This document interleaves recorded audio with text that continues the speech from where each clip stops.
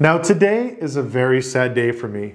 One of my biggest dreams was to actually open up a franchise dealership. It's something that I've been aspiring to ever since I opened up my first car dealership. Ever since the first day I took a wrench in my hand and figured, you know what, I want to work on cars, make cars my livelihood. And unfortunately, with the events that I've seen carried out during the pandemic and a lot of the stuff that's unrolled in 2020 and what I've just recently learned of as of today, pretty much just crushed that dream. And it's really disheartening. It's, like I said, it is literally one of my biggest dreams and goals. Actually, it is the biggest dream and goal I've had, was to actually own a franchise store, and all that's been taken away as of today.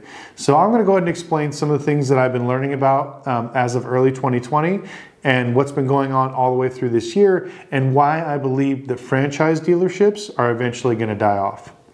Now, if you're new to the channel, my name is Lucky. I'm an automotive expert. I've been in the car business for over 20 years. I've started multiple dealerships. I love teaching people about the automotive business. If you have any questions, comments, or concerns, please leave them in the comment section below. I try to just advise you guys of some of my opinions, what I see going in the market, and everything else. So if you're new to the channel, please subscribe. Also smash the like button, and feel free to comment if you have anything to share with or chime in with. So if you guys remember, back in January, we made a video talking about all the automotive manufacturers sending out letters and memos to all of its franchise dealers. Now, the reason why they did this is because they got so many complaints about what was going on at the local dealerships. Now, what is the one thing that got all these customers walled up all across the United States? Was the insane marked up prices. People that were complaining that they ordered their cars, especially Corvettes, and they were told they had to pay additional markup because of, you know, transportation, blah, blah, blah. People were trying to put in their orders for some of these newer cars and they were getting asked, you know, these insane markups. So GM was the very first one to actually put out this memo stating, this was back in January, that GM dealers do not gouge customers on Hummer EVs, Z06s, Silverado EVs, and the new Cadillac EV, which is, I can't remember the name of it, but anyways. So if you kind of see the trend there, it's all with EVs. Keep that in mind. That's gonna play a big role in what's gonna happen with the dealerships here shortly. So that was back in January 20th when that first memorandum got sent out. Fast forward to the February 1st. February 1st, now it was GM and Ford. Both of them sent out letters to their manufacturers complaining of multiple complaints from thousands of customers complaining about dealer markups, that they just weren't feasible, that they need to pull back, or else there's going to be risk of future allocations, which I thought was an amazing step for franchise dealers. Now, I'm not going to play one side of the fence. We are going to talk about what the dealers have to deal with, but that's going to be at the end of the video. But right now we're going to talk on the consumer end. So from the consumer standpoint, you know, you want to go buy, you know, a $30,000 car, then you're told it's $55,000, you know, you're pretty much SOL. And that's what was going on. Now let's fast forward to February and March. Multiple franchise companies were actually sending out letters to everybody. We have Hyundai, Kia, Ford, Chevy, Honda, Toyota, Nissan, Volkswagen. Multiple franchisees sending letters to their dealers saying, quote unquote, stop the markups. You know, cars are coming in, you know, keep customer satisfactory, you know, level. If not, there will be repercussions when it comes to allocation. Now, one of the hardest ones to be hit was Hyundai. I guess Hyundai was so upset at Hyundai and Kia dealers because of the Telluride. Telluride was an extremely popular SUV the last 2 years. Some of the markups were $20,000, $30,000 for a Kia. Absolutely insane. Their markups are more than what the actual company was making on the vehicle. Hyundai, the exact same thing for the Palisade, another popular SUV. Once again, insanely marked up.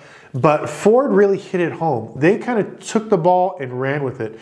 They did the same thing that Chevy did. They actually put out an announcement saying that if they keep doing this, this is going to affect their future allocations, especially when it comes to the new EV vehicles. Now, one of the big things that sparked it up for Ford was the astronomical outrage over the brand new Ford Bronco. Now, I absolutely love the new Bronco. I think it looks great. It pays great homage to the old style with a little bit of a new flair. You know, it was affordable. It wasn't something crazy. I thought when they were going to bring it out, it was going to be like $80,000 to $100,000, but they brought it out to be $40,000 to $50,000, something that's affordable for a majority of the population. But they were one of the biggest ones hit by the dealer markups. I'm sure you guys have seen in the other videos, not only mine, but everyone else's, some of these dealers were marking these things up over $100,000, and Ford was seeing this. Ford had multiple complaints of customers going into a franchise store that they already put deposits on their Bronco just to be told that, you know, well, their Bronco is going to be sold to somebody else unless they pay additional markup fees and stuff like that. Once Ford got wind of that, they were very, very upset. And they said, you know what, if you keep doing that, we're going to pull away the allocations for the brand new Ford Lightning. And that's what brings us to our conversation today. Ford figured that the future was the EV vehicles. And if they could hold that away from them and say, hey, you know what, if you don't take care of this, we're going to pull this thing away. Now, fast forward to February of this year. I'm sure you guys saw in the news, they were talking about it back in January, that Ford is one of the very first companies that was thinking about doing something a little bit different. They wanted to actually split the Ford brand. They wanted to make two companies underneath it, one for gas-powered vehicles and the other one for EV vehicles. And that's what they did. They created two separate entities. One is going to be for basically, I think it's like battery, electronic vehicles, something. So those are going to be all electronic vehicles. Everything else is going to be under the regular Ford logo for gas vehicles. Now, the reason why this is such a big deal, and the reason why I say this is going to be a death to dealers, is because it's a new company. A franchise agreement with a dealer is very important because this is a guarantee between the actual dealer and the franchise company itself. The dealer has to promise to buy X amount of cars from the dealer every single year. Whether those are good cars, bad cars, popular cars, unpopular cars, as a franchisee, you're required to buy those vehicles no matter what. Also, as a franchise store, you're required to uphold a certain standard that whatever somebody deems necessary. So if Ford says you need to sell X amount of F-150s, you need to have a customer service rating of X, Y, and Z, and you need to do this, this, and this, and your property has to look like this, you have to abide by those rules. But the good thing is you get all the brand new Fords you want until now. With this new company that they're starting with, Blue EV and electronic, I think it's like batteries and something else, this particular new company is going to be the sole management of all electronic vehicles moving forward. The new Ford Lightning, the new electronic Mustang, as well as some of the other new electronic vehicles they got coming out. So now these vehicles are moving over to a separate company. What does that mean? They're going for a direct-to-market sales approach, just like Tesla. Tesla had millions of offers of people trying to be a franchisee. I was one of the people that personally wrote a massive letter and sent it certified to about 60 places trying to find out how I could become a certified Tesla dealer. But unfortunately, you cannot buy the franchise. They'd rather just sell directly to you, make their average percentage markup, and move their cars. They control the cars, they control the consumers, they control their own market, which is very smart. But at the downfall, it does hurt them in other ways. Now, what Ford is doing is they're basically taking all electronic vehicles, sticking them in a separate company, and with this new company, they're allowed to basically kind of wiggle around a lot of the rules. Now, there are a lot of state laws in every single state in the United States stating that a manufacturer of automotive vehicles cannot sell directly to the consumer. They have to go through a licensed partner in that area to sell through. It's part of laws, it's part of economy, it's how everything kind of flows, trickles through. But guess what? A lot of these manufacturers have another bylaw, which is thankful for like Tesla, Rivian, Fisker, and a few of these other companies, is they were independent stores that were selling direct to customers that didn't need to actually have a franchisee. So they were able to sell directly to customers because they were electronic vehicles and they were selling direct to consumers.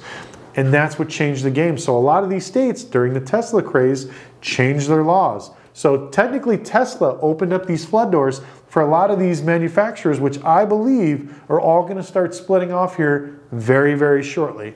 And if you don't believe me, that's fine. You may think I'm wearing a tinfoil hat. You can put your comment down below and let me know, but I honestly believe this is what they're gonna do. Little by little, they can't get rid of gas vehicles like quickly. Everybody that thinks that all gas vehicles are gonna be gone in 5 years are stupid. Those cars are gonna be around for at least another decade or so, because there's absolutely no way that they can do some things like the heavy duty diesels and stuff like that. It's going to take a long time for battery technology to get safe enough where they can handle something that heavy, that big, and make it basically reliable. So we're still a ways away from there. But once again, put your comments down in the section below if you think I'm wrong. But what's going to happen is, just like Ford, they're broken off to 2 separate companies. Now, as long as they have a new entity that sells electronic vehicles exclusively, it does not impede on a franchise dealer's rights. So franchise stores, obviously, in the next year or 2 are probably going to start suing the hell out of Ford. But that still gives them legal precedence to start opening up and selling direct to consumers. Because if you guys remember, Chevy was so mad, or GM was so mad of what people were doing with the Z06 Corvettes and the other C8 Corvettes, that they decided to open up the bidding for the Hummer online. If any of you guys have bid your Hummer online, you'll know exactly what I'm talking about. And look what happened. People are buying it. They're putting it on Cars and Bids and selling them for $200,000 now. Absolutely insane. But that's okay. That's the consumer. It's his car. He bought it. He wants to make whatever money off of it. That's completely fine. So now GM was trying to take that out of the dealers, franchise stores' hands. So this is one of the very first steps. So even though people can't really see it now, this is what they're doing. And I promise you, multiple manufacturers are going to be doing this. Volkswagen, Porsche, Hyundai, Kia, Ford, Chevy, they're all going to start diversifying, where your gas cars and your electronic vehicles are going to be 2 separate things. Your electronic vehicles are going to be done online, because obviously they're going to say they need to be sold directly to market because of markups, and they're losing money. They need the tax benefits. But the franchise store is going to get probably a flat fee for delivering the vehicle, and then also being taught to service the vehicle as well.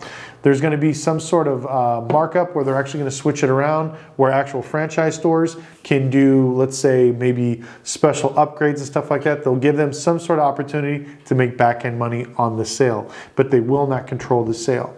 Now, this may not happen now. This may not happen in a year from now, but I believe by 2025, all of Ford electronic vehicles or EV vehicles are actually going to be sold through their second party. So go ahead and watch that, see how it unfolds. Now, I'm going to talk about the downside to this. Everybody has this bad image of dealers. Now, don't get me wrong. We're all trying to make money. We're all trying to survive. Did dealers take it a little bit too far over the pandemic? Yes.